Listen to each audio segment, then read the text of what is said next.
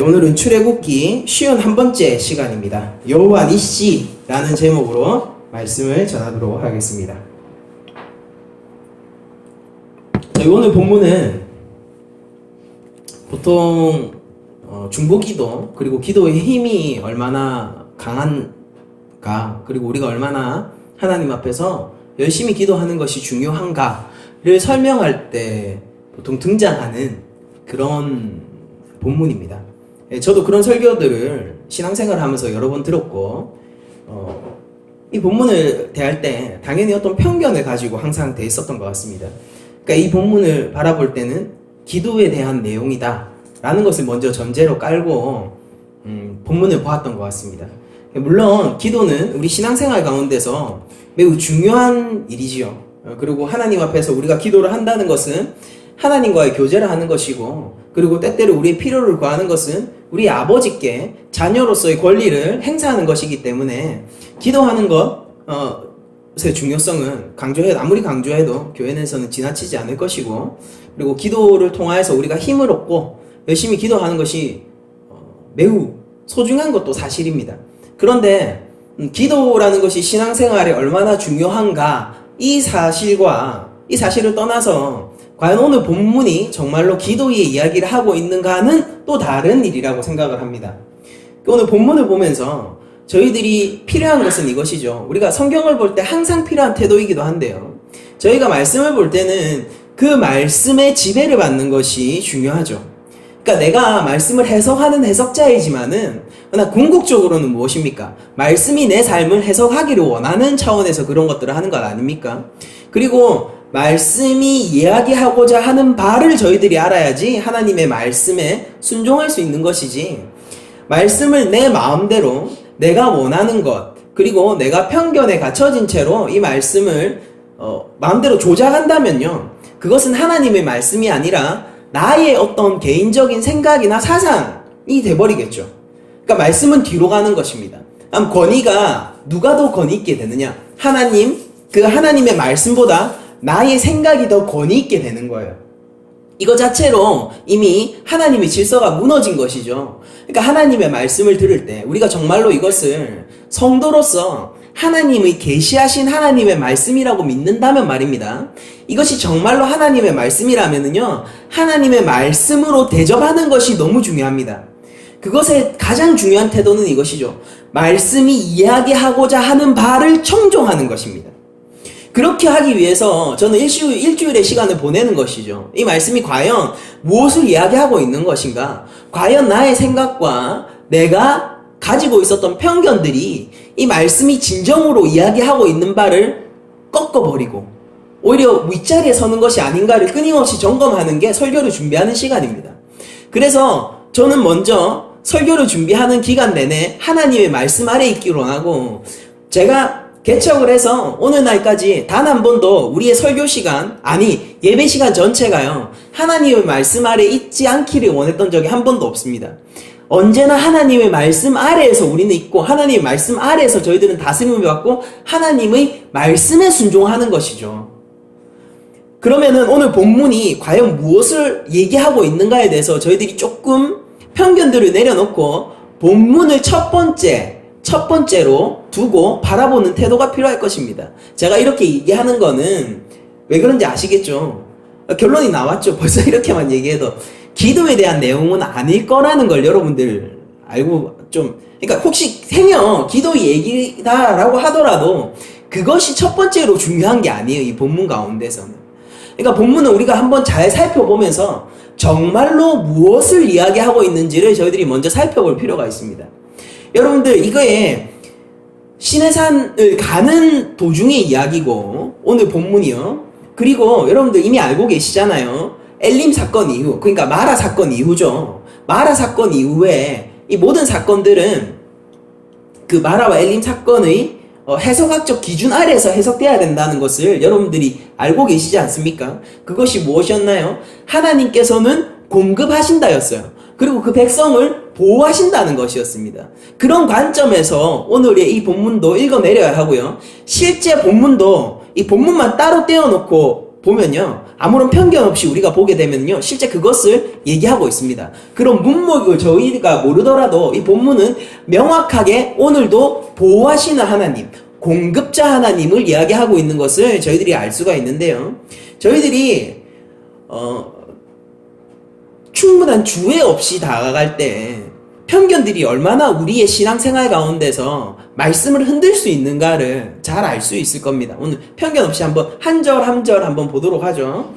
17장 8절은 이렇게 이야기를 하고 있습니다. 그때에 아말렉이 와서 이스라엘과 르비딤에서 싸우니라 라고 얘기를 하고 있습니다. 여러분들, 르비딤은 지금 하나님께서 반석을 치게 하여서, 그쵸? 반석을 치게 하는 게 마치 예수님을 십자가 위에서 치는 것 같은 느낌을 주는 본문이라고 제가 말씀드렸습니다. 그래서 실제 예수님께서 창에 찔리셨을 때 십자가 위에서 복음서는 뭐라고 증언하고 있나요? 피와 물을 쏟으셨다라고 얘기를 하고 있어요. 그러니까 복음서가 무엇을 염두에 두고 있는가, 어떤 본문을 염두에 두고 그런 기록을 적고 있는가에 대해서 저희들이 소상히 좀 생각해 볼 필요가 있습니다. 그러니까 예수님께서는 반석이 되셔서 우리의 흔들리지 않는 반석이 되기 위해서 하나님의 징계를 우리 대신 받으셨지 않습니까?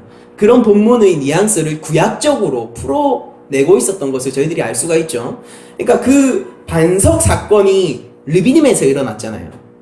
그러니까 그때에 라고 얘기를 하면서 앞선 사건과 지금 시차적으로 크게 이 구별하지 않고 동시에 일어나고 있는 것처럼 얘기를 하고, 장소적으로도 르비딤인 것을 보면요, 반석에서 물이 나온 그 사건 이후 얼마 시간이 지나지 않아서 이 사건이 일어난 것 같아요. 그러니까 이거 배경을, 이 사건이 일어난 그 어떤 그 공동체의 배경을요, 그때 공동체의 상황을요, 그냥 저희들은 반석 사건이 일어났을 때 이스라엘 공동체의 상황으로 상정을 하고 이 본문을 보면 되겠죠. 그게 그때에, 그리고 르비딤이라는 지명이 말하고 있는 것이지 않겠습니까? 그러니까 본문이 얘기하고 있는 것은 이거예요. 아말렉이 먼저 다가와서 먼저 싸움을 건 것으로 얘기를 합니다. 그러니까 불신자들이, 특히 성경을 공격하는 사람들이 구약의 하나님을 굉장히 잔인한 하나님으로 묘사하면서, 하나님께서 왜 본문에서 우리가 그 정복 전쟁 중에서 진멸하라는 명령을 하시잖아요. 이건 헤렘이라고 부르죠. 히브리어로. 그 헤렘, 하나님 앞에 바쳐지는 거예요, 그게. 그 진멸하라는 명령을 하면서 어린아이까지 다 죽여라 라는 그런 잔인한 명령을 하신 하나님이다. 그래서 전쟁의 하나님이고 정복자 하나님이다 라는 얘기들, 그 잔인무도한 전쟁의 신이다 라는 얘기들을 가끔 하는 걸 보게 되는데, 근데 뭐 헤렘이 이야기는 따로 제쳐놓더라도요, 성경 전체에 여러분들 그 전쟁 사건들을 한번 보세요. 압도적으로 수비적인 전쟁이 더 많습니다. 공격적인 전쟁은 뭐 아이성 전투 정도예요. 그러니까 오늘 사건도 뭐냐면은 이들이 공격을 해나가는 게 아니라 공격하고 있는 대적을 상대해야 되는 것입니다. 그리고 우리 신앙생활에서 가운데서도 거의 대부분은 우리가 공격하는 입장이라기보다는 공격하는 우리를, 오늘 찬양에서도 말했듯이 우리를 유혹하는 세력들과 대적해야 하는 그런 입장에서 저희들이 신앙생활이 구성되어 있죠.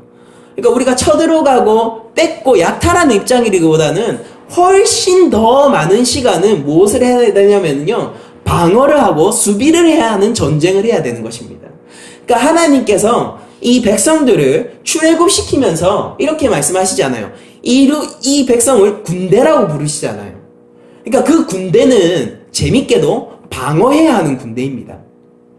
침략자들부터 자기 자신을 지켜야 하는 전투를 하는 것이죠. 이게 되게 중요한 개념이에요. 지켜야 하는 전투. 우리 공동체를 지켜야 하는 전투. 수비적인 전투. 이것이 굉장히 중요한 개념이죠. 신약에 와서도 그건 마찬가지고, 오늘날 우리 영적 전투라고 얘기를 하면서 우리 신앙생활의 그 분투를 가르칠 때도 이것은 매우 중요한 개념입니다. 무엇과 싸울까? 무엇과 싸울까? 그 싸움의 목적, 그 최종적인 목적이 무엇일까? 교회를 지키는 것입니다. 예수 그리스도께서 교회를 위하여서 십자가에 달려 돌아가셨고, 그렇게 세상을 이기셨어요. 그러니까 우리 교회는 그 싸움을 해야 하는 것이죠.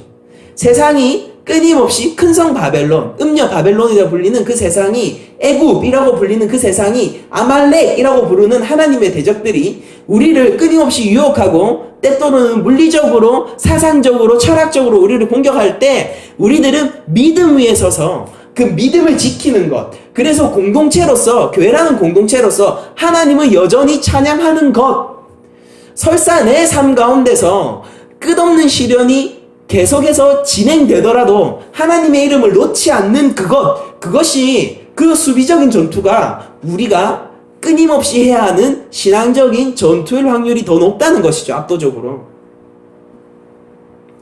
여러분들 신명기에서 이 아말렉 당시에, 아말렉이 와서 전투하던 이 당시를 한번 회고하고 있는 기록이 있는데요. 이렇습니다. 신명기 25장 17절 이하를 제가 읽어드리겠습니다. 너희는 애굽에서 나오는 길에 아말렉이 네게 행한 일을 기억하라. 곧 그들이 너를 길에서 만나 네가 피곤할 때에 내 뒤에 떨어진 약한 자들을 쳤고 하나님을 두려워하지 아니하였느니라. 그러니까 이들이 어떤 식으로 급습했는지가 나오고 있죠. 그러니까 이들이 아말렉이 와가지고요, 뒤에서부터, 그러니까 아무래도 오랜 기간 이 광야를 민족적 이동을 하고 있으니까 강한 사람들이 먼저 앞서서 가게 되고 약한 사람들이 뒤로 처지게 되겠죠. 당연히 행군의 어떤 그 특성상 그렇게 되었을 때 아말렉이 전쟁을 할 수 있는 장정들이 많은 앞진열을 치는 것이 아니라 약한 뒷진영부터 쳐왔다는 것입니다. 그럼 당한 사람이 누구겠습니까? 전투 능력이 아무래도 떨어지는 사람부터 당하게 되었던 것이죠. 그렇게 얘기를 하면서 하나님을 두려워하지 않았다라고 얘기하고 있어요. 아말렉에 대해서. 19절 제가 읽어드리겠습니다. 그러므로 내 하나님 여호와께서 내게 기업으로 주어 차지하시게 하는 땅에서, 이거 가나안을 얘기하고 있죠. 차지하게 하시는 땅에서 내 하나님 여호와께서 사방에 있는 모든 적군으로부터 내게 안식을 주실 때에, 그러니까 언제 안식을 주신다고요? 적군이 둘러싸고 있는데 안식을 주신다는 것입니다. 그러니까 전쟁터예요. 근데 안식을 주신다는 거예요. 안식을 주실 때 너는 천하에서 아말렉에 대한 기억을 지워버리라. 너는 잊지 말지니라. 지금 오늘의 본문에서도 나중 보면 알겠지만은 아말렉에 대한 기억을 천하 가운데서 지워버리겠다라고 얘기하셨고, 신명기에서도 지금 재확증하시고 계신 거예요. 여러분들, 아말렉은 굉장히, 그러니까 이런 전투에 능했다는 것을 알 수 있습니다. 그러니까 진영을 보고 파악하고요, 약한 진영부터 먼저 공격할 줄 아는 그런 전략적인 모습을 보이고 있는 것이죠. 그리고 보통 그런, 저희가 본문에는 나오지 않았지만은요, 보통 그런 전법을 펼칠 때는 급습하기 마련입니다. 그렇지 않습니까? 또한 이들은 하나님을 두려워하지 않는다라는 것에서도 알 수 있듯이, 율법은 무엇입니까? 약한 자를 먼저 챙기고 지키는 게 율법이죠. 근데 그들은 율법적으로 싸우지 않아요. 무슨 뜻입니까? 다른 신을 섬기던 자들이에요. 근데 아말렉이 어떤 사람들이냐면요, 원래 이 이스라엘의 친척벌 되는 사람들이에요. 왜냐면은 성경에 보면요, 아말렉을 에서의 13번째 자손으로 밝히고 있습니다. 그러니까 이들은 사실 이스라엘과 먼 친척벌에 있는 그런 족속들인 거예요. 그런데 그들은 먼 친척벌에 있는 그 이스라엘을 공격하면서도 아주 비열한 방식으로, 즉 율법적이지 않은 방식으로 공격했다라는 것이죠. 사실 전쟁이라는 것은 잔인한 것이고 어쨌거나 이기는 것이 가장 최고의 과제이니까 그들이 전략에 대해서 뭐라 얘기하는 것은 뭐 의미가 없는 일이 될 수도 있습니다. 그럼에도 불구하고 그들이 급습은 비열했다는 인상을 지울 수가 없죠. 그런 것들을 우리가 감안하더라도 말입니다.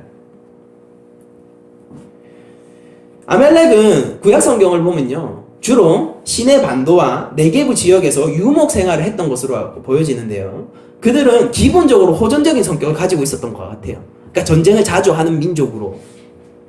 왜 그들이 습격했는가에 대한 원인은 성경이 밝히지 않고 있습니다.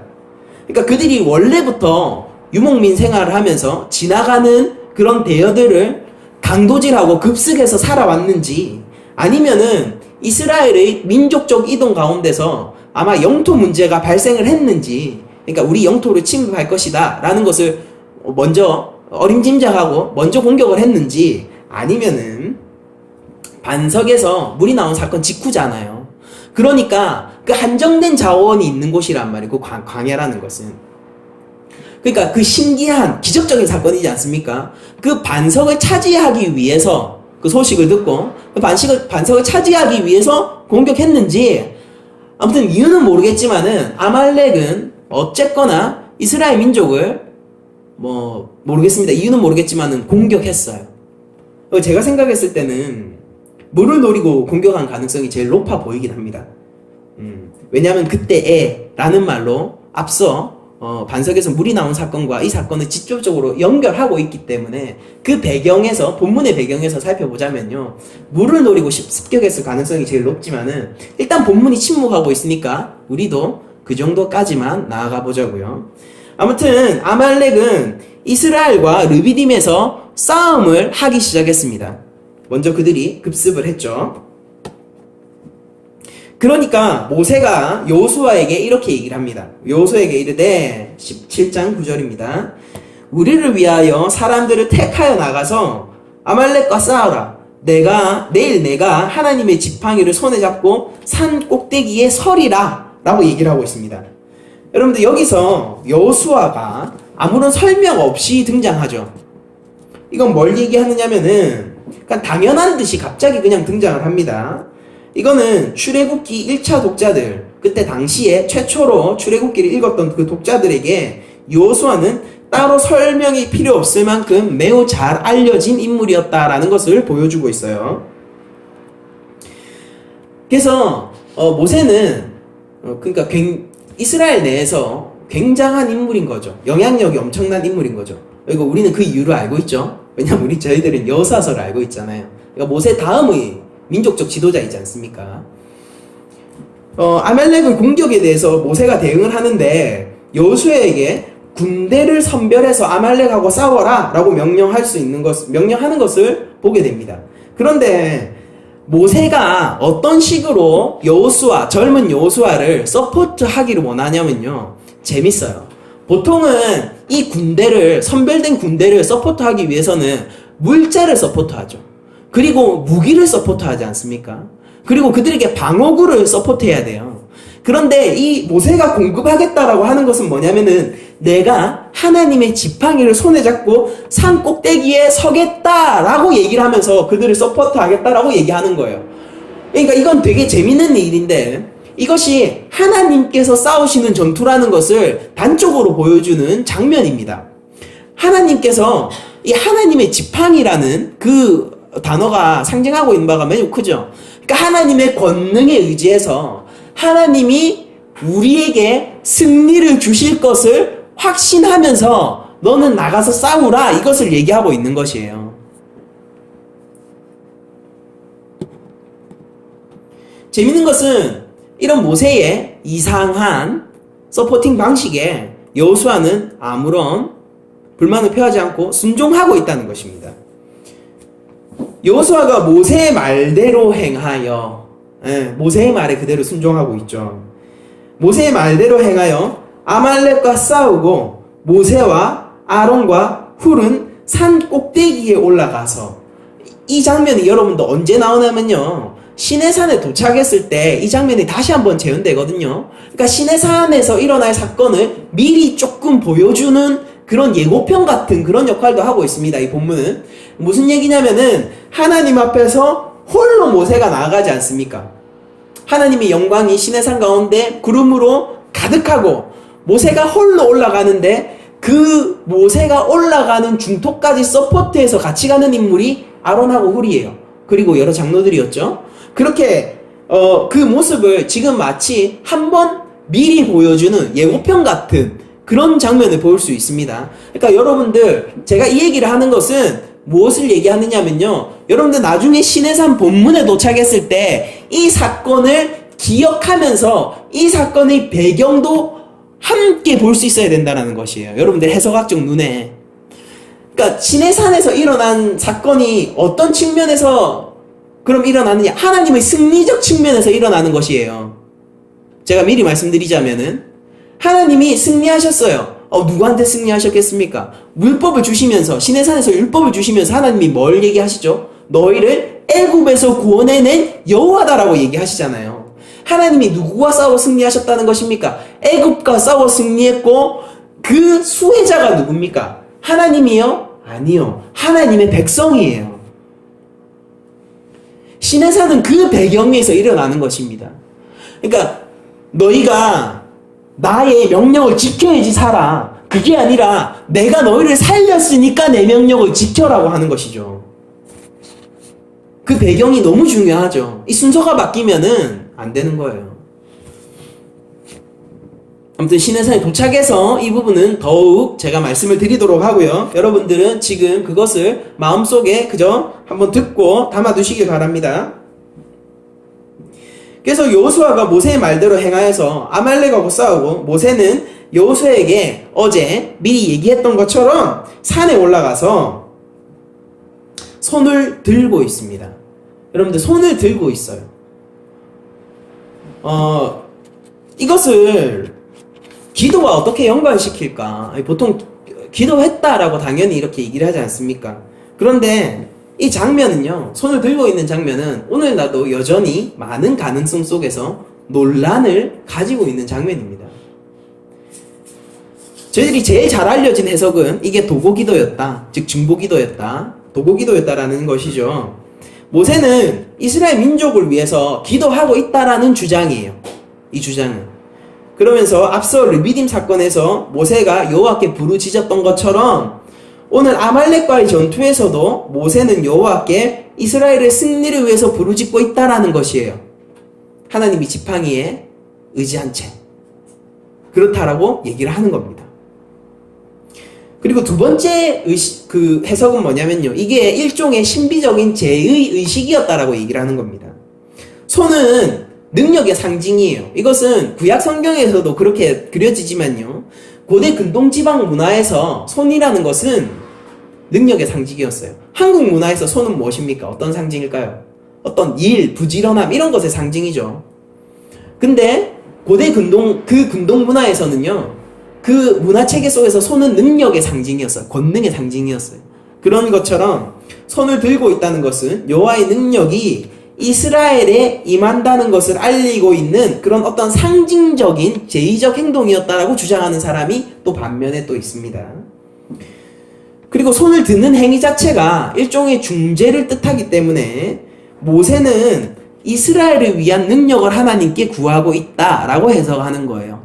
이렇게 해석하는 사람도 있고, 반면에 유대 랍비들은 이 본문을 가리켜서, 제일 오래된 해석이죠, 이 본문을 가리켜서 이런 식으로 해석해요. 모세가 그때 전쟁 깃발을 들고 있었다라고 해석합니다.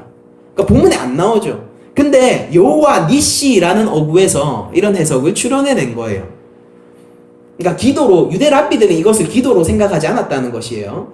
그리고 그냥 전쟁의 깃발, 이스라엘의 승리의 깃발을 들고 있는 것으로 그 전쟁을 하고 있는 사람들이 산 위에서 그걸 보게 하고 그것으로 하나님께서 우리를 지키고 있었다는 것을 확신하게 해서 전쟁을 하게 했다라는 것이에요. 그래서 여호와 니시라는 말이 실제 모세가 깃발을 들고 있었기 때문에 그 단위에서, 그 산 위에서 단을 쌓고 여호와 니시라는 얘기를 할 수 있었다라고 얘기를 하는 것입니다. 이외에도 여러 가지 해석이 있는데 이 본문을 가진 여러 첨예한 해석들이 있는 이유는 무엇이냐면요, 본문이 이 행위에 대해서 아무런 얘기도 해주지 않고 있기 때문이에요. 그러므로 우리가 이 본문을 가리켜서 단순히 도고기도를 하고 있는 것이다, 중보기도를 하고 있는 것이다 라고 섣불리 얘기하는 것은 조금 접어두는 게 더 좋겠죠. 대신 우리들은 더욱더 진지하게 본문을 통해서 이것이 무엇을 의미하는지를 살펴볼 거예요. 지금 저와 함께 그 여행을 떠나실 겁니다. 여러분들, 한번 우리가 좀 구약의 전체 가운데서 손을 드는 것이 무엇인지를 먼저 살펴봅시다. 그 다음에 우리 본문 안에서 과연 어떤 의미에 더 가까울지를 구절을 더 진행하면서 찾아보도록 할 텐데요. 이게 의미하는 바가 중요할 텐데, 이건 아무래도 하나님의 능력으로 전쟁에 임하고 있는 것을 상징할 가능성이 높을 것 같아요. 특히 이 손이 하나님의 어떤 권능과 그리고 때때로 진노, 심판 이런 것들과 관련돼 있다는 것을 저희들이 알 수 있는데, 이사야서 5장 25절은 그럴지라도 여호와의 진노가 돌아서지 아니하며 하나님의 그 심판을 얘기하고 있으면서요, 그의 손이 여전히 펴져 있으리라 라고 얘기하면서 징계하시는, 심판하시는 하나님의 그 행위를 여호와의 손이라는 단어로 표현을 하고 있고요.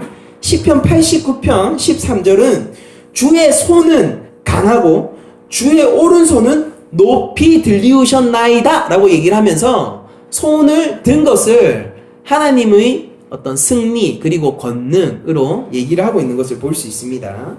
그리고 또 손을 드는 행위가 구약 내에서 또 다른 식으로 쓰이는데, 이 전쟁과 관련해서 쓰일 경우가 많아요. 그래서 전쟁을 일으키거나 혹은 전쟁에서 승리했다라는 의미로 손을 들었다라고 구약 내에서 얘기를 하는데요. 출애굽기 17장 11절 그리고 신명기 32장 27절은 이렇게 동일하게 고백을 합니다. 원수들이 우리의 손이 승리했으며 또는 우리의 손이 높으며 라고 말하지 않도록 이라고 얘기를 하고 있어요. 그러니까 원수들이 우리를 이겼다라고 말하지 않도록이라고 얘기를 하는데, 그 이겼다라고 말하는 것을 어떤 표현으로 쓰냐면요, 손이 승리하고 손이 높이 들렸다라고 얘기하지 않도록 해달라고 얘기를 하고 있거든요. 그러니까 전쟁에서 승리한다라는 소리죠. 손을 든다라는 행위는. 그리고 열왕기상 11장 26절을 보면요, 느바스의 아들 여로보암은 솔로몬의 신하였으나 손을 들어 왕을 대적하였는데 라고 얘기를 하고 있어요. 여기서 이건 뭡니까? 왕을 대항하여서 반란을 일으키고 전쟁을 일으켰다는 뜻이에요. 그러니까 손을 든다라는 게 무력을 사용한다, 전쟁을 시작했다라는 뜻도 있습니다. 그러니까 전쟁과 관련해서 강력한 힘으로 상대방을 압박하고 있는 것, 그래서 마침내 승리하는 것, 그런 것들이 손을 든다라는 관용구로 쓰이고 있다는 것을 저희들이 잘 알 수 있습니다. 미가서는 또 이렇게 얘기를 하죠. 네 손이 네 대적들 위에 들려질 것이니 내 모든 원수들이 끊어질 것이다 라고 얘기하면서, 네 손이 네 대적들 위에 들려질 때 그게 네가 승리하고 있는 것이야 라고 얘기를 하고 있죠. 그러니까 구약에서 손을 든다는 것은 전쟁을 일으키거나 그 전쟁의 기세가 강해서 전쟁에서 승리했다는 것을 의미한다는 것을 알 수 있습니다. 그리고 마지막으로 손을 든다라는 것을, 이게 제가 생각했을 때 본문에서 가장 중요한 의미인데요. 이걸 한번 여러분들 잘 들어보십시오. 이 손을 드는 행위는 구약에서 또 다른 의미로도 쓰이는데, 그게 맹세의 행위를 나타내는 거예요. 맹세의 행위.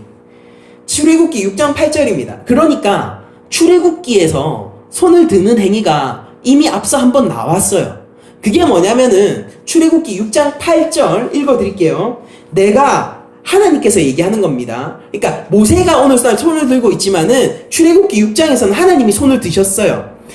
내가 아브라함과 이삭과 야곱에게 주기로 내 손을 들어 맹세한, 하나님께서 얘기하는 거예요. 내 손을 들어 맹세한 그 땅으로 너희를 인도하고 그 땅을 너희들을 유업으로 주겠다. 나는 여호와이다. 바른 성경의 번역입니다. 나는 여호와이다. 하나님이 하나님의 이름을 걸고 얘기하는데 손을 들어서 맹세했다라고 얘기를 하고 있어요. 그게 무슨 언약입니까? 아브라함의 언약. 그쵸? 아브라함의 언약을 너희들에게서도 여전히 신실하게 행할 것임을 하나님께서 맹세할 때 손을 들고 계세요. 민수기 14장 30절, 제가 바른 성경 번역으로 읽어드릴게요. 왜냐하면 개역개정에서는 손을 들었다라는 히브리어 원문에 있는 그 번역구를 뺐기 때문입니다. 의미역으로 그래야 맹세했다라고만 얘기해요. 근데 원문을 보면은요, 손을 들었다라는 번역이 분명히 원문에는 있어요. 예, 바른 번역이 그 원문의 단어들을 놓치지 않고 번역하려는 노력을 하는 성경이기 때문에 바른 성경 번역으로 제가 지금 읽어드리는 것입니다. 여분네의 아들 갈렙과 눈의 아들 여호수아 외에는 내가 손을 들어 너희가 들어가 살게 할 것이라고 맹세한 그 땅에 결코 들어가지 못할 것이다. 하나님께서 얘기하시는 거예요. 갈렙과 요수아 외에는 너희가 가나안 땅을 차지하지 못할 건데, 그래서 1세대 다 죽고 2세대만 들어가죠. 근데 그때 같이 들어가는 사람이 1세대임에도 불구하고 들어가는 사람이 갈렙과 요수아 아닙니까? 그걸 얘기하는데 하나님께서 뭐라고 얘기하냐면요, 내가 손을 들어 라고 얘기해요. 내가 손을 들어 너희가 들어가 살게 할 것이라고 맹세했다라고 얘기를 해요. 그러니까 하나님의 언약하고 관련 있는 단어죠. 하나님이 약속하고, 손을 든다는 건 하나님이 약속하고 관련 있는 단어예요. 하나 더 살펴보죠. 신명기 32장 40절은요, 이는 내가 하늘을 향하여 내 손을 들고 말하기를 내가 영원히 살리라 하였노라. 하나님 맹세하시는 것입니다. 하나님 자신을 지금 계시하고 계신 내용이거든요. 영원성을. 느헤미야 9장 15절, 그들의 굶주림 때문에 그들에게 양식을 주시며 그들의 목마름 때문에 그들에게 반석에서 물을 내시고 또 주께서, 그러니까 느헤미야에서 지금 출애굽 사건 회고하고 있죠. 양식을 주시고 반석에서 물을 내시고 또 주께서 옛적에 손을 들어 맹세하시겠다고. 하나님이 손을 드시면요, 하나님이 손을 드시면 그건 언약과 관련이 있어요. 하나님이 맹세하시는 거예요. 언약을 갱신하시고 계신 거예요. 내가 아브라함과 했던 언약을 반드시 다시 확인시켜 주시는 거죠. 반드시 지킨다. 여기서 다시 한번 확증한다. 언약을 갱신하시는 것이죠. 맹세하시고 주겠다고 하신 땅을 들어가서 차지하라 라고 얘기하면서 또 가나안 땅을 주시는 사건을, 하나님의 언약적 사건을 손을 들어서 하나님께서 맹세하셨다라고 표현하고 있습니다. 에스겔 20장 5절입니다. 이르라, 주 여호와께서 이같이 말씀하셨느니라. 옛날에 내가 이스라엘을 택하고 야곱 집의 후예를 향하여 내 손을 들어 맹세하고 애굽 땅에서 그들에게 나타나 맹세하여 이르기를 나는 여호와 너희 하나님이라 하였노라. 출애굽 사건에 대해서 전반적인 회고를 또 하고 있어요. 이 에스겔 선지자가. 근데 어떤 식으로 얘기합니까? 하나님이 손을 드셨어요. 근데 뭐와 관련이 있습니까? 이들이 내 백성이 될 것, 즉 하나님의 언약하고 또 상관이 있어요. 그쵸? 그러니까 우리가 구약의 전체 배경 내에서 출애굽기에 오늘 사건을 보게 되면요, 하나님께서 그 이방 민족의 아말렉의 침략에 맞서서 손을 펴서서 권능으로 승리를 이끄실 거라는 것을 알 수가 있고요. 그리고 또 하나 뭐가 있냐면, 이게 가장 중요한 건데요, 하나님께서 그 일을 하시는 이유는 그 이스라엘을 향하여서 맹세하셨기 때문이에요. 그러니까 하나님이 누구에 얽매여 있는 겁니까? 하나님께서는 자신의 말에 얽매여 있는 것입니다. 하나님께서는 자신의 약속에 얽매여 있는 거예요. 여러분들, 이 땅 가운데 그 누구도 하나님을 얽매게 할 수 없어요. 그러나 하나님께서 맹세하신 하나님 자신의 말은 하나님께서 지키십니다.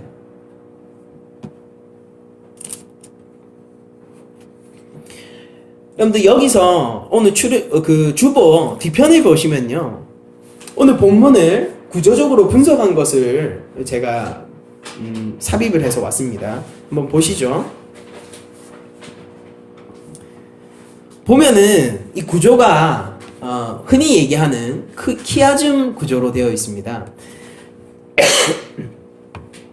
이 키아즘 구조는 이렇게 중간으로, 이 본문 전체가 중간에 어떤 한 부분을 향해서 이렇게 모여드는, 뒷부분은 중간을 향해서, 또 앞부분은 또 중간에 어떤 내용을 향해서 이렇게 모여드는 그런 구조를 가지고 있는데요. 오늘 보시면은 제일 중앙에 있는 그 사건이 모세의 팔이죠. 11절에서도 모세의 팔이 중요하게 나오고 12절 전반부에도 모세의 팔이 중요하게 나옵니다. 그러니까 이 사건에서 제일 센터에 있는 것이 모세의 팔이에요. 그러니까 모세의 팔이 전반적으로 이 본문을 규정하는 매우 중요한 단어가 되는 것입니다. 본문이 중앙으로 향하고 있잖아요, 지금. 모세의 팔로. 근데 모세의 팔이 뭐다? 제가 아까 말씀드렸듯이 하나님의 언약적 신실성과 하나님의 전쟁의 이유가 무엇인지를 나타내주는 그런 본문이라고 제가 말씀을 드리는 것입니다. 12절을 한번 보죠. 넘어가서 이걸 먼저 이해하시고 12절을 보시면은 모세의 팔이 피곤함에 그들이 돌을 가져다가 모세의 아래에 놓아 그가 그 위에 앉게 하고, 그러니까 모세가 한계성 있는 자로 드러나기 시작합니다. 여기서 이것이 하나님의 싸움인 것이 더 극명하게 잘 드러나고 있죠. 모세는 그 팔을 올리면은요, 우리 이스라엘 민족이 이기는데 모세 혼자서는 그 이스라엘 민족을 이기게 할 능력이 없어요. 왜냐하면 모세는 지치기 때문입니다. 여러분, 팔을 한번 들고, 저 어릴 때 벌 많이 받았거든요. 팔 들고 서 있는. 진짜로 한 40분 들고 서 있으면요, 다음날 알이 베겨가지고 너무 힘들었던 기억이 납니다. 그래서 막 선생님 몰래 팔을 한쪽씩 내렸다가, 또 선생님 안 볼 때는 양팔을 다 내리기도 하고, 뭐 그런 식으로 꼼수를 써가면서 벌을 받았던 기억이 나는데, 지금 모세는 누구 앞에 서 있냐면 하나님 앞에 서 있어요. 그리고 전쟁은, 여러분들 전쟁이 10분, 20분 만에 끝나는 것입니까? 전쟁은 계속되고 있고 민족적 전멸, 민족적 사멸과 관련이 있습니다. 근데 모세는 그 팔을 그런 위기 상황 속에서도, 그런 중대하고 막대한 위기 상황 속에서도 자신의 팔을 온전히 들고 있을 수 없는 연약한 사람으로 그려지죠. 근데 앞서서 모세가 어떤 식으로 그려졌었나요? 리더십의 위기에 봉착한 사람으로 그려지게 되죠. 리더십의 위기에 봉착한 사람입니다. 그는 이스라엘 민족들을 이끄는 자가 아니라 돌에 맞아 죽기 일보 직전의 사람으로 그려집니다. 오늘 본문에서는 모세가 어떤 식으로 그려지죠? 그의 어깨에 이스라엘의 존망이 달려 있음에도 불구하고 그는 결코 이스라엘에게 승리를 가져다 줄 수 없는 자로 그려져요. 오직 누구만이 이스라엘에게 승리를 가져다 줄 수 있습니까? 모세입니까? 절대 아니에요. 그것은 바로 하나님이세요. 그래서 오늘 본문의 마지막 절에 하나님의 승리를 찬양하고 있는 것이죠. 모세는, 그러니까 모세가 아무리 기도해도, 이게 만약 기도 행위라고 해도, 모세는 아무리 기도해도 이 전황을 바꿀 수가 없어요. 더 중요한 건 무엇입니까? 더 중요한 건 뭐예요? 공동체의 하나됨이죠.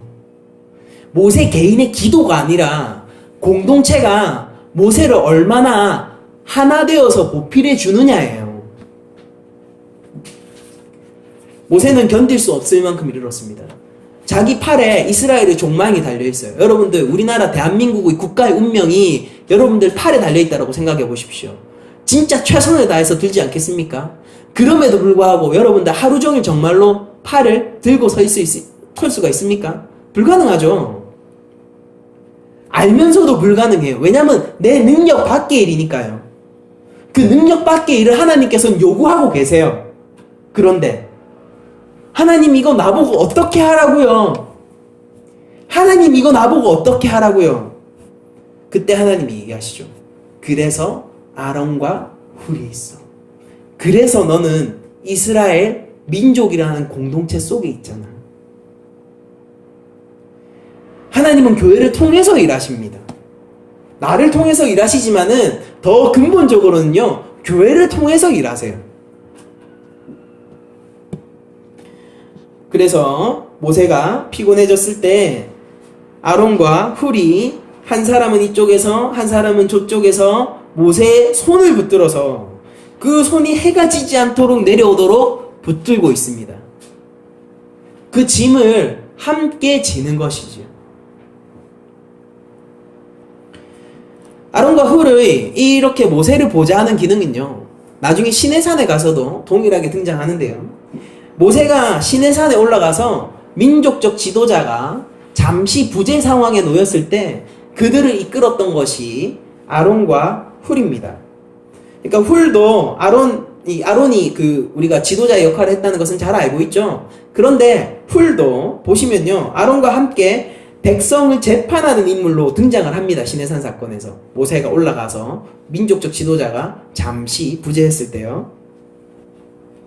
그리고 그것은 우연적인 사건이 아니라 아말렉 전투 당시에도 아론과 함께 모세를 보좌할 정도로 선망을 받고 있고 어느 정도 리더의 위치에 이미 올라 있었던 사람이라는 것을 오늘 본문을 통해서도 알 수가 있죠. 그렇게 모세를 도와주는 교회의 공동체에 서포트가 있자 여호수아가 칼날로 아말렉과 그 백성을 쳐서 무찌르게 됩니다. 성경을 보면요, 이때 당시에 출애굽 백성에게 칼이 이거 한 자루 있었던 것 같아요. 의외죠. 그러니까 다른 사람들은 뭘 가지고 싸워야 되냐면은 뭐 돌멩이나 막대기 이런 거 가지고 싸웠어야 되겠죠. 그러니까 꽤 오랫동안 이 이스라엘 민족은요, 철로 된 병기를 가지지 못했던 것 같아요. 그때 여호수아가 유일하게 칼 한 자루 들고 있었던 것 같습니다. 그런데 여호수아가 그 칼로 아말렉과 그 백성을 쳐서 무찌르게 됩니다. 그럼 또 여호수아가 누구입니까? 여호수아는 여호와가 구원이시라는 뜻의 이름을 가진 모세 후계자적 지도자죠. 그런데 이 여호수아는 예수님과 같은 이름을 가지고 있는 자이기도 해요. 우리가 고려가 물 건너가면 코리아가 되지 않습니까? 여호수아가 헬라어로 취한되면요, 예슈아가 돼요. 그러니까 여호수아와 예수는 같은 이름입니다. 같은 이름인데 그 지역에 따라서 음만 변경되어 있는 것이에요. 그리고 그 뜻은 여호와가 구원이시다라는 것이죠.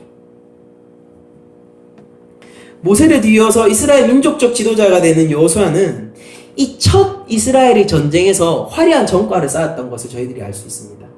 그러니까 여호수아서에서 왜 리더가 자연스럽게 여호수아로 넘어가는지에 대해서 오늘 본문을 보면요, 선 배경을 저희들이 알 수 있어요. 여러분들 이거는 성경을 전체적으로 이해한다는 측면에서 좀 생각해 놓고 계시면 좋을 것 같은데요.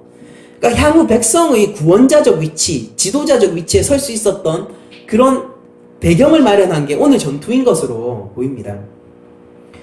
이제 저번 주 본문에서 여러분들 보시면요, 불만을 토로하고 증오의 돈을 손에 쥐고 있었던 한 백성의 리더가 등장했었죠. 그렇지 않습니까? 모세를 죽이려고 하는 그런 사람들을 대표하는 어떤 한 개인이 등장했었어요. 그 개인의 이름은 성경이 이름은 얘기하지 않고 있습니다. 그러나 본문을 통하여서 모세와 대립하고 있다는 것을, 한 인물이 대립하고 있다는 것을 알려줬었습니다. 저번 주 설교를 들으시면 돼요. 궁금하시면. 그래서 증오의 리더, 분노의 리더, 살인의 리더가 모세의 대체적 리더로, 그게 누굽니까? 그 민족이 원했던, 이스라엘이 원했던 리더, 그가 대체적 리더로 그려졌다면요, 오늘은 힘없고 두려워하는 백성들을 구원하는 구원자의 리더가 모세의 대체적 리더로 그려지고 있어요. 이 리더는 누굽니까? 그 민족이 원하는 리더가 아니라 하나님이 세우시는 리더예요. 저번 본문에서 이스라엘 민족은 자신들의 리더로 세우기를 원했는데 그 리더는 증오와 분노와 살인의 돌을 손에 쥔 리더입니다. 그렇게 되었으면은 그 리더가 모세를 물러나게 하고 이스라엘 민족의 리더가 되었으면요, 오늘 전투에서 과연 이길 수 있었을까요?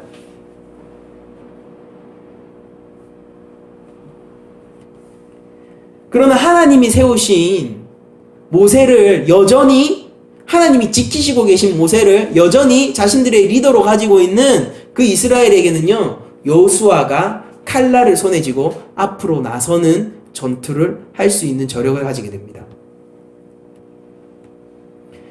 백성들은 힘이 없어요. 방금 전까지만 해도 잘 생각해 보세요. 이 배경이 반석의 그 사건과 함께 묶여 있잖아요. 방금 전까지만 해도 내부적으로 분열이 되어 있었고 전혀 하나가 되지 못한 백성입니다. 그것뿐만이 아니라 이들이 어떤 상태였습니까? 지칠 대로 지쳐 있었죠. 물을 먹지 못해서. 그러니까 진짜로 내 가축과 내 자녀가 죽을 위험에 있던 그런 백성이란 말이에요. 그럴 때 과연 잘 먹고 군사적으로 약탈을 많이 했었던 아말렉 민족이 왔을 때 그들이 전략적으로 약한 쪽부터 공략에 들어왔을 때 이 백성이 정말로 그 위기를 넘길 수 있었을까요?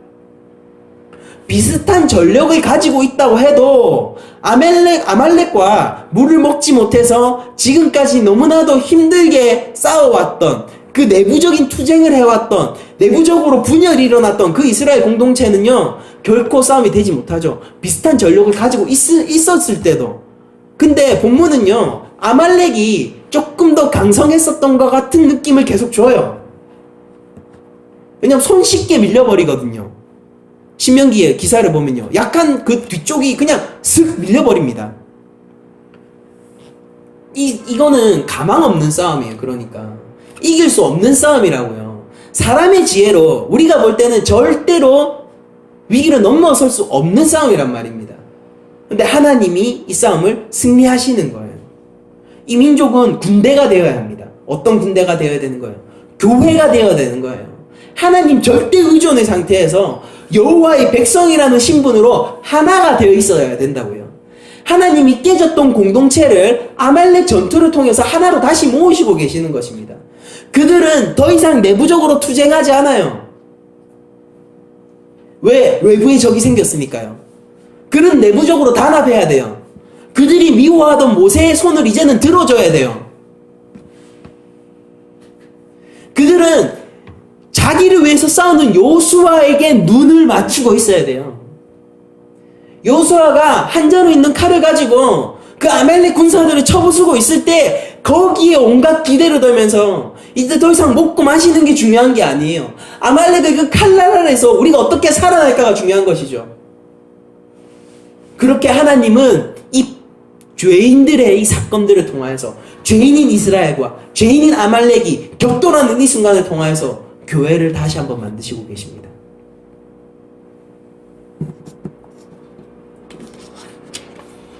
여호수아가 칼날로 아말렉과 그 백성을 쳐서 무찌르고 있는 것은요 모세의 대체적 리더가 불만과 탐욕과 살인의 리더가 아니라 힘없고 떨고 있는 백성의 구원자가 리더가 되어야 되고 그리고 모세 이후에 여호수아가 리더가 될 것임을 암시하고 있는 그런 구절이기도 합니다. 그렇게 하나님의 선하신 계획 아래, 그러니까 이거 선한 계획이에요. 하나님의 선하신 계획 아래, 그리고 하나님의 보호하심 아래, 하나님이 강력한 힘으로 그를 지켜주시는 그 놀라운 은혜 아래에서 그들은 아말렉을 무찌르고 승리하게 되죠. 여호와께서 이 사건을 모세에게 책으로도 기억하고 외우게 해서 낭독하기도 합니다. 근데 책에 기록하게 하는 것은 후대를 위한 조건이겠죠. 이 전쟁을 경험하지 못했던 자들에게 이 전쟁을 함께 경험시키는, 함께 기억게 하는 그런 것을 위하여서 책에 기록하게 하였고, 여호수아의 귀에 베어 들리게 하라는 것은 현재 지금 아말렉과의 전투 가운데서 이 전투를 경험하고 살아난 자들, 이 출애굽기 진짜로 1차 저자들,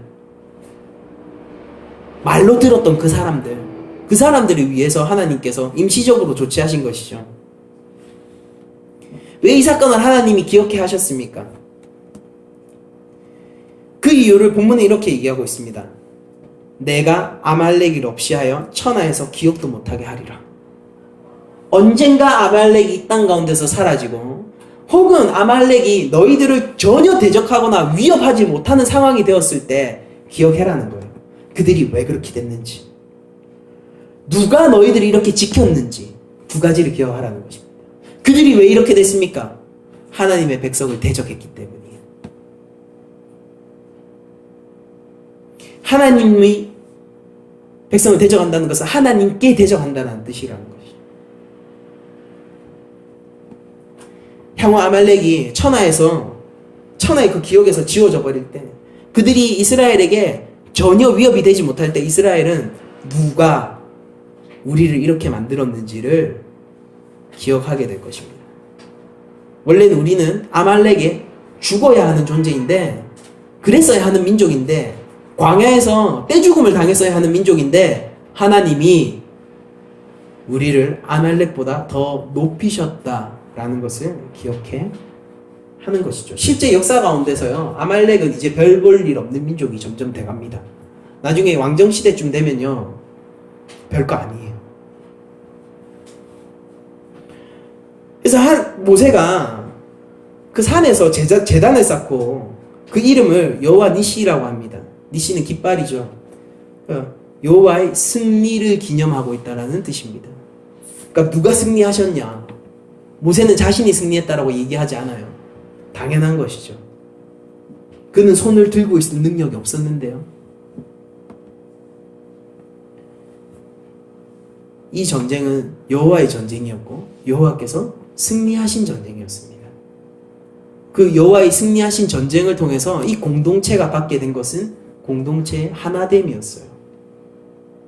하나님께서 이들을 군대로 지어가는데 그 군대가 되어간다는 것은 무슨 뜻이냐면요, 이들이 내부적으로 하나가 될 뿐 아니라 하나님께 더욱더 의지해가는 그런 공동체가 되어간다라는 뜻입니다.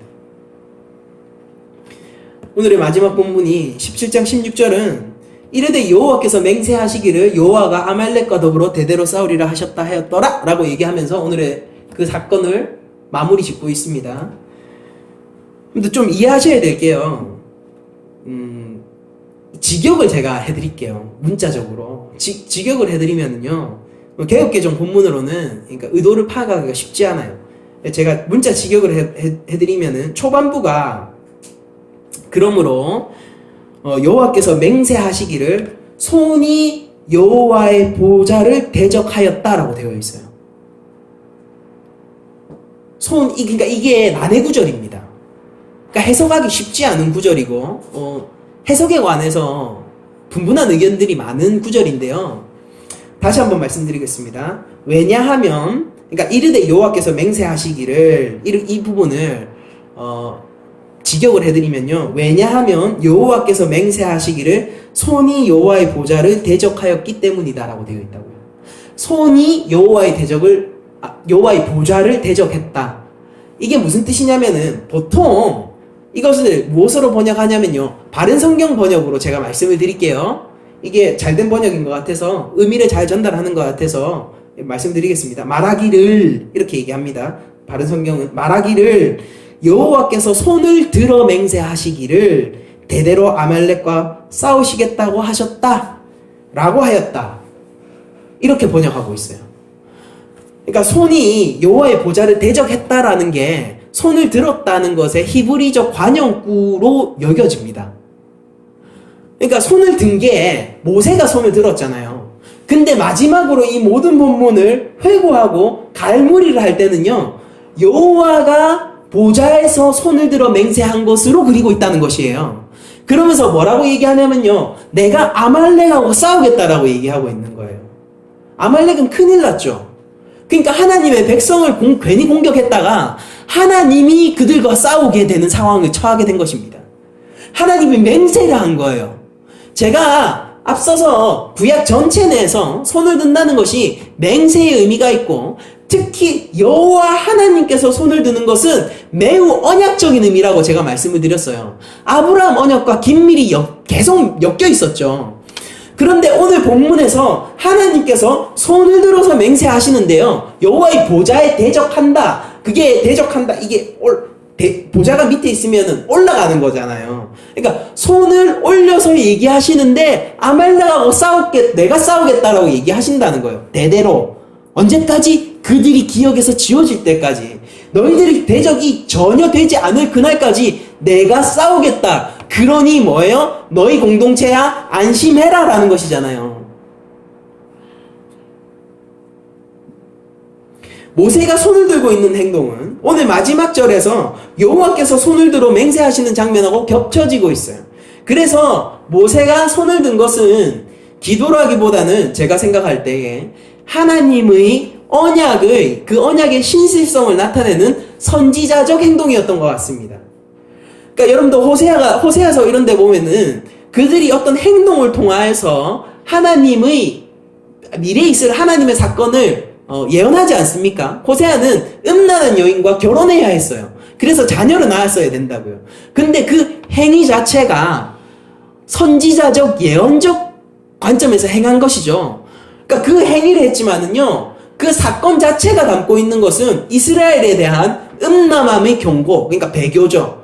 그들이 우상 숭배하는 음란함에 대한 경고이고, 그럼에도 불구하고 하나님께서 그들을 버리지 않을 거라는 미래 사건을 예언하고 있는 예언자적 기능을 하긴 했단 말입니다.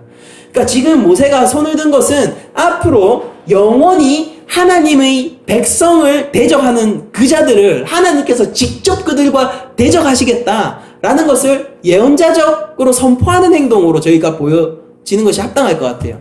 다시 제가 정리를 할게요. 모세가 손을 들었어요. 그게 뭡니까? 선지자적 행동이었어요. 제가 생각할 때는 저의 해석입니다. 선지자적 행동이었어요. 근데 그게 뭘 얘기하고 있었느냐? 너의 대적을 내가 싸우겠다. 너의 대적을 내가 대적하겠다. 너의 적이 있으면은 네가 싸우는 게 아니라 내가 그들을 밟아서 기억에서 싹 천하의 기억에서 싹 지워버리겠다. 본문을 통해서 드러나고 있는 것이 뭐냐? 제가 생각했을 때는 우리를 지키시고 보호하시는 하나님, 우리를 위하여서 싸우시는 하나님, 그 하나님을 위하여서 우리가 무엇을 해야 되느냐? 우리는 하나 되어야 돼요.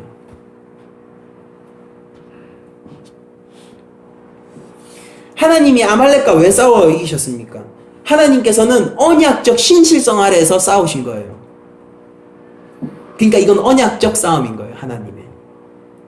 하나님께서는 이스라엘을 향한 자신이 약속이 있으시잖아요. 내가 가나안 줄게. 그런데 그 약속을 방해하는 그 어떤 행위도 하나님께서는 용납치 않으시는 겁니다. 여러분들, 우리의 안전이 어디 있습니까? 하나님의 약속 아래 있을 때 우리의 안전이 있는 거예요. 하나님이 어디에 얽매여 있어요? 하나님의 언약에 얽매여 계세요. 우리가 하나님을 얽매입니까? 그것이 아니죠. 하나님 스스로가 자신의 말 속에서 자신의 올감에 있는 것입니다. 내가 이들을 가나안까지 반드시 젖과 꿀이 흐르는 그 땅까지 인도하겠다. 하나님이 맹세하셨어요. 그러면요, 그 하나님은 언약에 방해하는, 즉 하나님의 백성의 길목을 막는 그 모든 방해물들은요, 하나님이 직접 나서셔서 내가 언약했는데, 내가 약속했는데 내 말을 네가 왜 방해하느냐라고 하면서 싹 치워버리겠다라는 것이에요. 그게 모세가 손을 든 것이고 하나님이 보좌의 대적하에서 손을 든 것입니다. 하나님의 언약, 하나님의 신실성. 여러분들, 그러므로 우리는 오늘날도 아브라함의 자손이 되어야 되는 것입니다. 갈라디아에서 아브라함의 자손을 무엇으로 규정합니까? 믿음의 후손으로 규정하잖아요. 아브라함의 언약은 새 언약 가운데서 완성되었고, 그 새 언약은 교회 가운데서 이 예배를 통해서 끊임없이 갱신되고 있단 말입니다. 하나님이 늘 확인해 주세요. 내가 내 백성을 반드시 나의 그리스도의 장성한 분량, 그리고 나의 나라, 하나님의 나라에 이르도록 지켜 보호하겠다 라고 얘기하고 계신다고요. 그게 신약의 메시지 아닙니까? 그게 믿음이라는 거잖아요. 우리가 믿음 위에 있을 때, 즉 하나님의 언약 위에 있을 때, 하나님의 약속 위에 있을 때, 그게 아브라함 언약 위에 있는 거예요. 오늘날 우리 교회가 그렇게 할 때 우리를 하나님의 그 젖과 꿀이 흐르는 그 가나안 땅으로 인도하지 못하도록, 우리가 도착하지 못하도록 방해하는 그 어떤 세력도 아무런 적이 되지 못한다는 것입니다. 왜? 여호와 니시, 하나님께서 그들을 대적하여 싸우시니까요. 우리는 힘이 없어요. 그래요, 맞아요. 우리는 힘이 없어요. 기껏해야 칼 한 자루 있겠죠. 놀라운 은사를 가진, 여러분들 생각해보세요. 손 들고 있으면 이기는 게 이게 얼마나 큰 은사입니까? 놀라운 은사를 가진 지도자가 있더라도요, 그 지도자는 한계를 가지고 있어요. 무너지게 되어 있다고요. 그런데 하나님께서 직접 싸우시면요, 이 공동체는 한계가 없는 공동체가 되는 것입니다. 이 공동체는 다만 하나가 되어야 돼요. 무엇 위에? 하나님의 언약 위에. 그들이 무엇을 믿어야 합니까? 믿음의 문제예요. 다시 한 번만 얘기하면, 그들이 무엇을 믿어야 합니까? 하나님이 우리를 가나안 땅으로 인도하실 것이야. 왜냐면 하나님이 맹세하셨거든. 하나님이 약속하셨어. 지금 물이 없지만은 우리가 죽지 않을 거야. 지금 우리 앞에 칼날을 든 대적이 나타났지만은 우리가 진멸당하지 않을 거야. 아직 가나안 땅이 안 왔잖아. 그 믿음을 가지고 있었던 게 갈렙 아닙니까? 저 산지를 나에게 주소서. 하나님께서 나에게 저 땅을 약속하셨는데 누가 막을 수 있단 말입니까? 두려워 떠는 자들은 그 산지를 결국 차지하지 못했죠. 갈렙은 달랐어요. 오늘 나오는 훌이 갈렙의 아들입니다.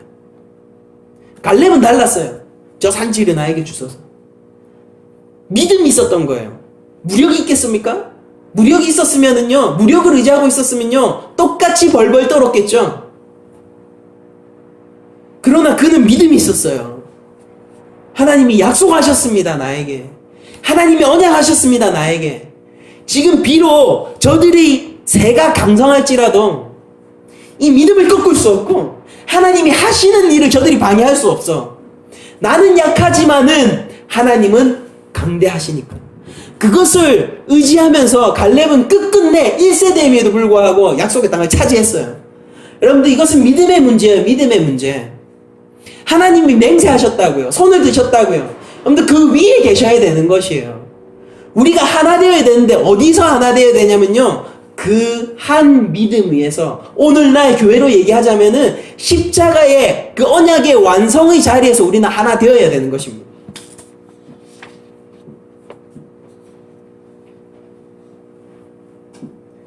결론을 내리겠습니다. 하나님에 대한 가장 중요한 속성 중에 하나예요. 하나님은 언약적 신실성을 가지고 자기 백성을 보호하십니다. 우리가 예뻐서죠. 하나님 우리를 사랑하시니까 예뻐서인데, 근데 하나님이 진짜로 자기를 옹감매는 것은 하나님께서 직접 하신 약속이에요. 우리가 기도를 한다고 해서 그것을 바꿀 수 없어요. 하나님 제가 미운데요, 쟤 진짜 좀 죽었으면 좋겠는데 쟤는 천국 안 가게 하면 안 돼요. 그렇게 아무리 기도해 보세요. 하나님의 백성이 실패하는 거. 반대로 얘기하면은 쟤들 멍청해요. 쟤들 아니잖아요. 하나님 없는데. 쟤들이 아무리 발버둥 쳐도 어리석게만 사는 거잖아요. 그렇게 얘기하는 사람들이 100명, 200명, 1000명, 10,000명, 10만 명? 아무리 있어보세요. 하나님이 꺾이시는지. 하나님은 언약적 신실성을 가지고 자기 백성을 보호하세요. 그러므로 우리한테 중요한 것은 뭐냐면요, 그 약속 안에 거하는 것입니다. 우리는 그것을 믿음이라고 부릅니다. 그리고 하나님의 백성은 홀로 설 수 없고 함께 공동체를 이루어야 해요. 가난한 성도 많죠. 안 나가 성도. 가난 거꾸로 하면 안 나가니까. 안 나가 성도. 혼자서 신앙을 담보하는 사람들. 교회는 그런 구도자적 삶에 있지 않아요. 교회는 믿음 위에 있습니다.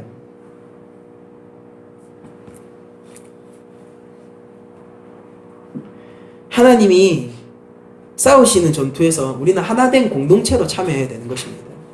우리가 싸움을 싸울 때요, 우리의 싸움은 공동체적 교회적 싸움이 있는 거예요. 내 개인의 삶에서 누구를 통해서 하나님이 도우실 것 같아요? 교회를 통해서 도우실 거 아닙니까? 하나님의 손길이 어디 있어요? 여러분들 아무리 특별한 은사를 받은 모세조차도 혼자서 감당할 수 없었어요. 이 전투를. 개인이 모든 것을 감당할 수 없습니다. 이건 매우 평범한 진리예요. 근데 이 진리가 우리를 겸손케 하는 겁니다. 우리는 겸손함을 가지고 공동체적 하나를 이루어야 하고, 이것을 성경은 참된 교회라고 불러요. 하나님이 싸우시는 전투의 특징이 무엇입니까? 선두에 예수님이 계세요. 오늘의 싸움에는 여호수아가 있었죠. 그러나 우리의 전투에는 한계를 가진 여호수아가 아니라 예수님께서 서 계세요. 먼저 칼날을 높이 치켜들고 세상을 향해서 돌진하십니다.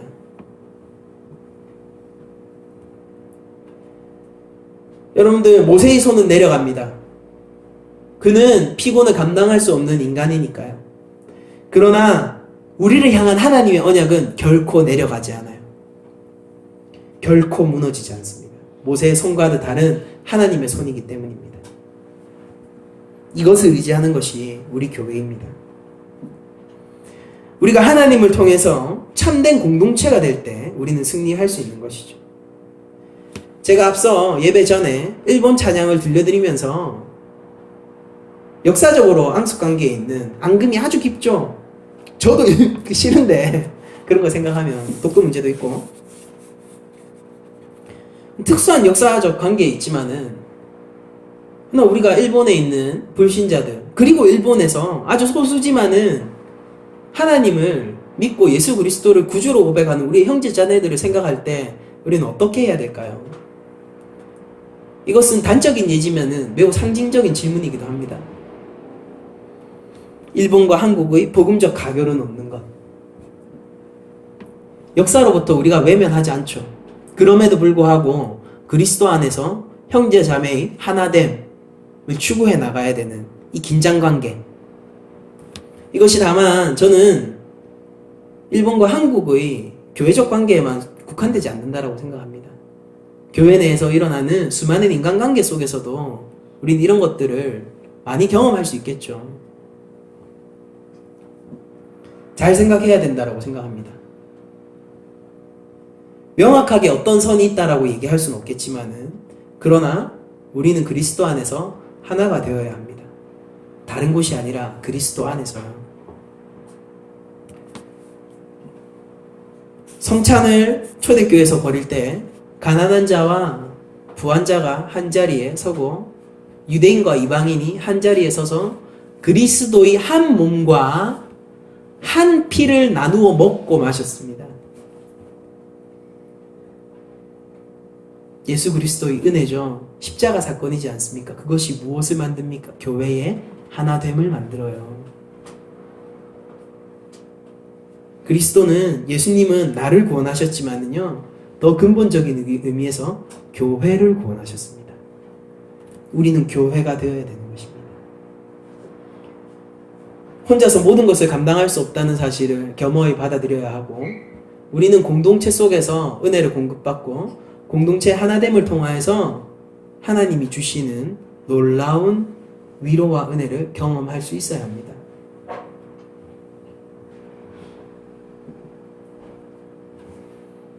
오늘의 말씀을 이런 말로, 오늘의 설교를 이런 말로 마치고 싶은데요. 하나님이 우리를 보호하실 때, 그리고 하나님께서 싸우실 때, 우리는 참된 교회를 추구하며 싸워나가야 한다라는 것입니다. 그리고 그 전쟁은 공격적인 전쟁이라기보다는 매우 수비적인 전쟁이라는 것을 기억해야 합니다. 저는 교회만큼 분열되기 쉬운 공동체를 본 적이 없어요. 왜냐하면 회사는 이해관계가 상충돼도 하나의 목적이 있거든요. 이윤 추구라는. 그리고 다른 동호회나 이런 것들도 서로 간에 당연히 사람들이 모임이니까 이해관계가 상충되죠. 그래도 하나의 목적이 있더라고요. 음악 동호회, 제가 젊었을 때 락 동호회 막 이런 거 참여하고 이랬는데 거기서는 얘기가 되게 잘 통하고 하나가 잘 돼요. 왜냐면은 다들 똑같은 관심사를 가지고 추구하는 것이 똑같았으니까요. 물론 그 안에서도 갈등이 있죠. 그럼에도 불구하고. 그런데 교회는 무엇보다 강력한 목적이 있음에도 불구하고 모두가 그것을 추구하지 않더라고요. 그래서 가장 강력한 목적을 가진 공동체가 가장 분열하기 쉬운 공동체가 되는 것을 여러 번 경험했습니다.